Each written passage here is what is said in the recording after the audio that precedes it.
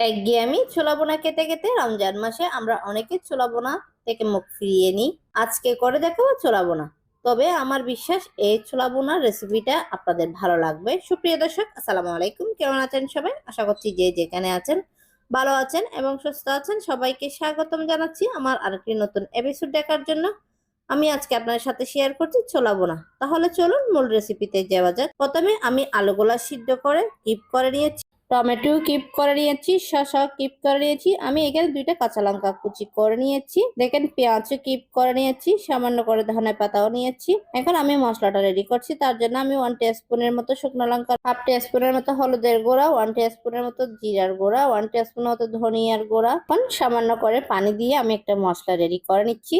দেখেন মশলাটা রেডি হয়ে গেছে। এখন এটা এক পাশে রেখে দিচ্ছি। আজকের এই ছোলা বোনা রেসিপিটা যদি আপনাদের কাছে ভালো লেগে থাকে তাহলে লাইক, কমেন্ট এবং বেশি বেশি করে শেয়ার করবেন।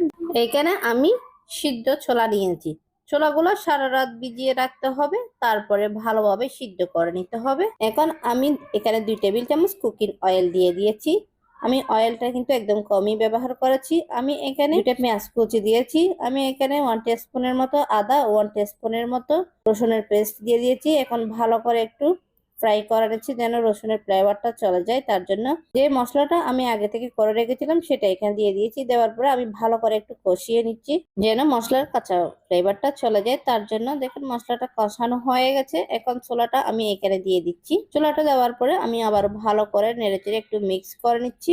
আশা করছি আজকের রেসিপিটা আপনাদের কাছে ভালো লাগবে। ভালো লাগলে প্লিজ আমার চ্যানেলটা সাবস্ক্রাইব করে পাশে থাকার বেল আইকনটি প্রেস করে রাখবেন, আমাকে সাপোর্ট করবেন। চুলাটা আমি কিছুক্ষণ এই ছোলার উপর সিদ্ধ করে নিচ্ছি। এখন আমি যে আলুগুলো কিপ করে রেখেছিলাম সেগুলো একটু ছোলার উপর দিয়ে দিয়েছি। দেওয়ার পর আবারও নেড়েচেড়ে ভালো করে একটু মিক্স করে নিচ্ছি।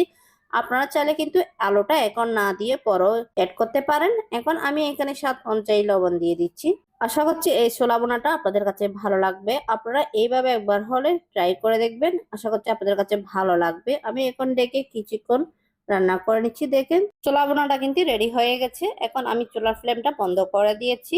আমি উপরে 1 টিস্পুনের মতো চাট মশলা অ্যাড করেছি। এখন চাট মশলাটা আমি ছোলার সঙ্গে ভালো করে একটু মিক্স করে নিয়েছি। তারপর একটা বাটিতে আমি ট্রান্সফার করে কিছুক্ষণ ঠান্ডা করে নিব।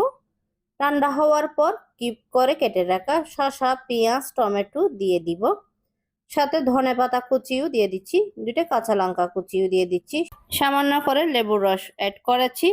এবার ভালোভাবে মিক্স করে নিলে তৈরি হয়ে যাবে ভীষণ মজার ছোলা বোনা। আশা করছি আপনারা একবার হলে এই ভীষণ মজার ছোলা বোনাটা ট্রাই করে দেখবেন। আশা করছি আপনাদের কাছে ভালো লাগবে। আমি এখন একটা সার্ভিং ডিশে সার্ভ করে দেখাচ্ছি আপনাদেরকে এই ছোলা বোনাটা। দেখেন দেখতে কত লোভনীয় হয়েছে। এই ছোলা বোনাটা খেতেও কিন্তু অনেক টেস্টি, তৈরি করা কিন্তু খুবই সহজ। আশা করছি আজকের এই সহজ রেসিপিটা আপনাদের কাছে ভালো লাগবে। ভালো লাগলে প্লিজ আমার চ্যানেলটা সাবস্ক্রাইব করে পাশে থাকার বেল আইকনটি অন করে রাখবেন, আমাকে সাপোর্ট করবেন। আর আজকের এই সহজ রেসিপিটা আপনাদের কাছে কেমন লেগেছে অবশ্যই কমেন্ট করে জানাবেন। দেখেন দেখতে কত লোভনীয় হয়েছে আজকের এই ছোলা বোনাটা।